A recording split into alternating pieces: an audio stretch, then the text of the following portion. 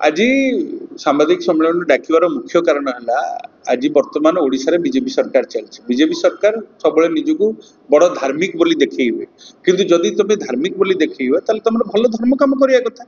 मुख्यमंत्री खोला भाव में कहले एथर गला दिव्य भव्य रथयात्रा करूँ जहाँ तो इतिहास सृष्टि करिया कथा। जहाँ तो इतिहास सृष्टि है समस्ते देखिले ता सहित गोटे बड़ इतिहास गोटे धार्मिक मनोभाव में सी है सत्यवादी निर्वाचन मंडली विधायक ओम प्रकाश मिश्र।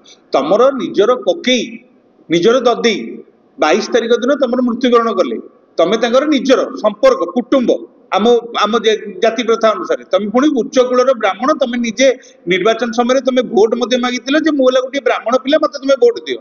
ताले जदि तुम ब्राह्मण एते जदि तुम धर्म शास्त्र उपर ज्ञान अच्छी तुम 22 तारिख जदि तुम निजर ददेई मले तुम 27 तारिख दिन रथ यात्रा मंदिर भितर को प्रवेश केमती कल आमको तो आश्चर्य। तुम तो धार्मिक मान्यता अनुसार तुम सबुठ बड़ वितर्मी सबुठ बड़ विधर्मी तुम मुख्यमंत्री की छुईल तुम उपमुख्यमंत्री की छुईल कौन ना गोटे काले मंत्री पद मिल जाव कि गोटे बड़ पदवी मिल जाव फटो उठी फटो उठे तुम समस्त को छुआछुती कर तुम मारा करदेल सबू सेवायत मान तुम छुईच जी जी जगन्नाथ भल कम भल मनोभाव नहीं सात्विक मनोभाव नहीं जाइला तुम समस्त को छुआछुती करदेल।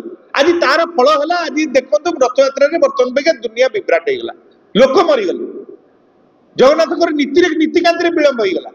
ये केवल केवल जो हिंदू भावना जो सनातनी भावना जो कथा बीजेपी सरकार सब कहूँ आज कुआड़े गला से भावना जदि खोद निज विधायक जदि तुम जदि निजर एति कांड ज्ञान रही तुम साधारण लोक कौन तुम आशा कर तुम कौन हिंदू मुस्लिम किए कि ख्रिस्टियान तुम से 100 प्रकार तुम उपदेश दब तुम निज विधायक उपदेश दियो।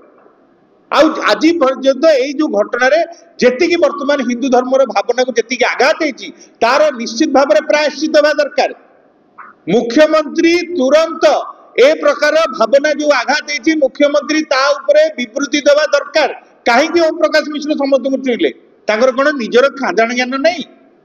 द्वितीय कथा ओम प्रकाश मिश्र तुम जड़े उच्च कूल तुम निजे कौच मु ब्राह्मण मिश्र ब्राह्मण तुम 16 शासन तुम आज मुंड तलू करदेल ब्राह्मण जाति तुम आज मुंड तलू करदेल से तुम्हें नंडा हुआ मुक्ति मंडप जाओ ब्राह्मण मान क्षमा माग सर्वसम्मुख क्षमा माग जे मोर भूल है मो यह कर नाला आदि तुम जदि तुम कौन प्रकार विच्युति नब ए समस्त पाप भार तुम मुंडे जीव।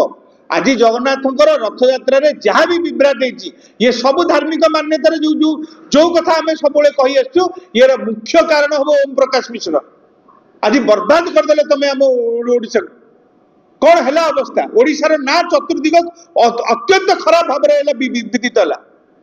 आम आशा करचु ओम प्रकाश मिश्र को ए प्रकार अपराध पाइका कौन सी प्रकार क्षमा देवार नहीं जे पर्यंत कि आपण तार प्रायश्चित न करिसंती। जदि प्रकृत में तुम यदि ब्राह्मण कूल जन्म होइच तुम जदि निजको जदि श्रेष्ठ जाति बोली कहूच जो जहाँ सकाशे तुम भोट पाइल एथिपाइका तुमको प्रायश्चित करने दरकार। तुरंत जाओ मुक्ति मंडप रे ब्राह्मण मान गोड़ तले पड़ी समस्त को क्षमा प्रार्थना कर आउ जदि न कर यार जवाब सत्यवादी माटी तुमको आगामी दिन में निश्चित भाव दब।